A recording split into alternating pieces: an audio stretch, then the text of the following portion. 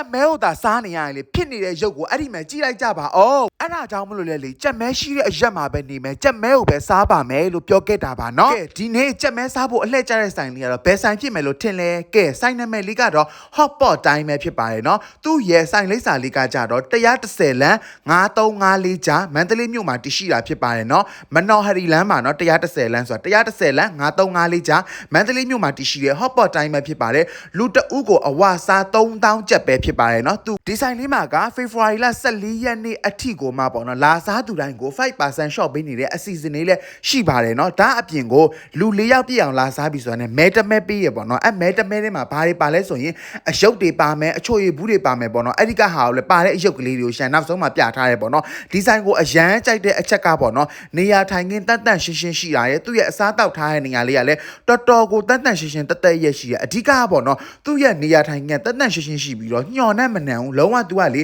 ဒီ outside type လို့ပုံစံမျိုးလောက်ထားတာဖြစ်တဲ့အတွက်ကြောင့်ပေါ့နော်ညှော်နဲ့နေလုံးထွေးမှာဘာမှစိတ်ပူစရာမလိုဘူးပေါ့နော်နောက်ပြီးတော့လေဝင်လေထွက်လေးကလည်းတော်တော်ကောင်းပါတယ်နော်ကဲအဲ့ဒီမှာမြင်တဲ့အတိုင်းပဲအပေါ်မှာလည်းထိုင်လို့ရတယ်အောက်မှာလည်းထိုင်လို့ရတယ်ရှာတော့အပေါ်မှာထိုင်ရတယ်ပေါ့နော်ညနေခင်းတကယ်ညနေခင်းမှာလေဟော်ဒီက hot pot တိုင်းရဲ့အပေါ်တက်မှာလေထိုင်ပြီးတော့ပေါ့နော် hot pot လေးစားလိုက်အပြင်လေးကိုကြည့်လိုက်အိုးဘလောက်တောင်ကောင်းနေလိုက်မလဲကွယ်စဉ်းစားကြည့်ပါအောင်နော်သူကလေအချိန်အကန့်အသတ်ကလည်းလုံးဝမရှိဘူးနော်စိတ်ကြိုက်စားအဝစား buffet free flow ထဲမှာပါပါတယ်နော်ရေချိုးပစွန်းတွေပါတယ်နောက်ပြီးသွားပြီဆိုရင်ရေပွဲတွေကင်းမွန်တွေပါတယ်နောက်သူ့ဆိုင်ရဲ့အမဲသားနှက်လေးဆိုတော်တော်လေးကိုစားလို့ကောင်းတာတက်လားရှန်သူ့ဆိုင်ရောက်တိုင်းလေအမဲသားနှက်ကိုတော့လေအမြဲတမ်းလေမစားမဖြစ်ပေါ့နော်စားပြည့်အောင်ကိုစားပါတယ်နော်ဒါအပြင်ကိုသူကဝတ်တုံးကင်နေဆိုရင်လည်းဝတ်တုံးကင်အချိုရဲ့အဆက်ရဲ့နှစ်မျိုးထားပေးထားတဲ့အတွက်ကြောင့်ပေါ့နော်ဝတ်သားချစ်သူတွေအနေနဲ့လည်းဝတ်တုံးကင်တွေကိုအားရပါရစားလို့ရပါတယ်နော်ပင်လဲစားတွေဆိုရင်လည်းစုံနေဒီရေပွဲတွေရေချိုးပစွန်းဆိုတော်တော်လက်ပါတယ်နော်ကင်းမွန်တွေပါတယ်ပြည်ကြီးငါးတွေပါတယ်ရေပွဲတွေပါတယ်ရေချိုးပစွန်းတွေပါတယ်ကဲအဲ့ဒီတော့ရှန်ကားတော့လေကြက်မဲကိုအချင်းနဲ့တုတ်ပြီးအားရပါရစားလာအောင်မယ်ကွယ်သူ့ရဲ့ဆိုင်လေးကိုသဘောကျရတယ်လေဆိုင်ရဲ့ဒီ hot pot တိုင်းရဲ့ကောင်းကွက်ကိုပြောနေရတဲ့တုန်းလေကိုစားမဲ့အကြောင်းမပြောဖို့မေ့သွားတယ်ပေါ့နော်ကဲအဲ့ဒီတော့ကြက်မဲကိုအချင်းနဲ့တုတ်ပြီးတော့အားရပါရပါဇက်ထဲကိုပလုတ်ပလောင်းနေတကုံထိုးတိတ်ထည့်လိုက်ပါတယ်နော်ကြက်မဲကိုဖြည်းဖြည်းချင်းနဲ့စားလို့မရဘူးလားဆိုတော့လည်းမရပါဘူးကြက်မဲစားပြီဆိုရင်လေအဲ့လိုမျိုးအချင်းနဲ့တုတ်ပြီးတော့ပလုတ်ပလောင်းစားတာကိုကြိုက်တဲ့အတွက်ကြောင့်ပါနော်အဲ့ဒီက feeling အဲ့ဒီကခံစားချက်ကိုကြိုက်တဲ့အတွက်ကြောင့်မလို့အနောက်ကကြားလိုက်တယ်လို့ပလုတ်ပလောင်းစားပါတယ်နော်အဲ့ဒါတော်တော်ကောင်းပါတယ်အဲ့လိုမျိုးအချင်းနဲ့တို့ပလုတ်ပလောင်းစားပြီးအေးလေးတောက်လိုက်ဘလောက်တောင်ကောင်းလိုက်တယ်လဲကွယ်